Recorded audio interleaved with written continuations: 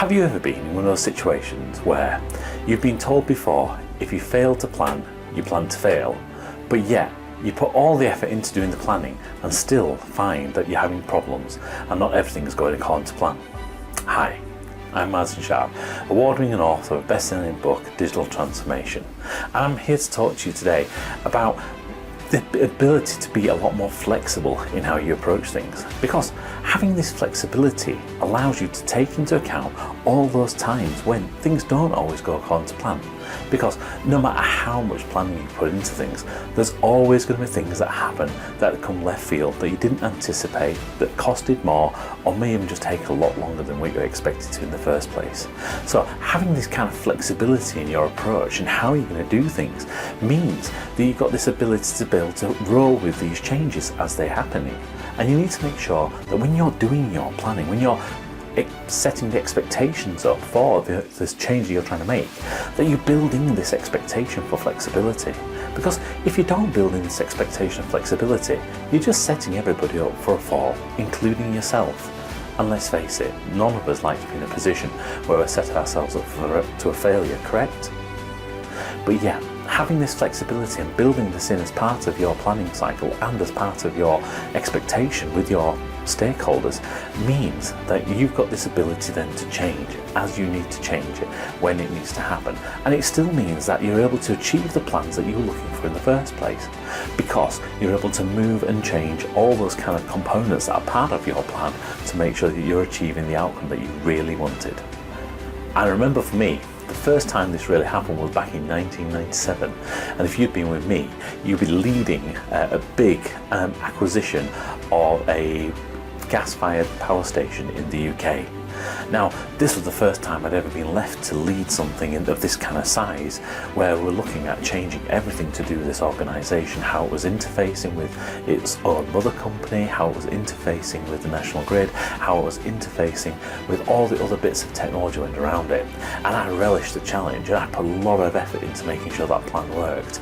And that project went very, very smoothly, as you can imagine. But it didn't go entirely according to plan. As we're getting towards the end of the project, we actually found there was one connection from a telephone provider, which was connected into the back of an old router.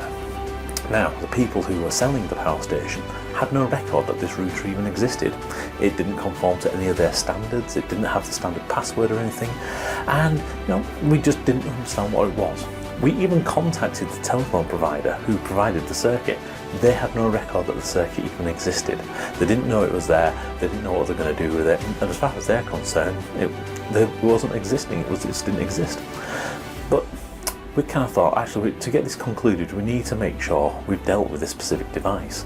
Now, this was completely against our plan. We hadn't planned for this. We'd planned for a nice smooth migration over this weekend. So on the Friday, we turned off the device and we went home. Now, as you can probably imagine, by the time I came back on Monday morning, I had a very irate general manager of the plant come screaming at me. He's going, Martin, the whole plant's been down. We've had no gas over this weekend. We've been running on emergency gas. What's going on? And it turned out that because someone had failed to put all of the information in about this specific line, this line was to do with their gas monitoring supply. Now, it didn't take too long to be able to bring it back online, and everything ran smoothly. No one lost any money, and the whole transition was seen as a success. But it required us to be flexible. It required us to be flexible in the moment in being able to change what's going on, and it required us to be flexible afterwards to be able to get things back up and running. Now, I ask you, whereabouts in your planning are you making sure you've put that time in to be flexible? How are you going to manage your stakeholders so they realise, and you're managing those expectations, that flexibility is going to be required? Or are you just going to keep setting yourself up for a failure by giving people the wrong expectations?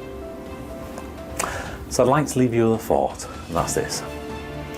Be flexible today. Be flexible today so you can achieve your plan for tomorrow. Bye for now.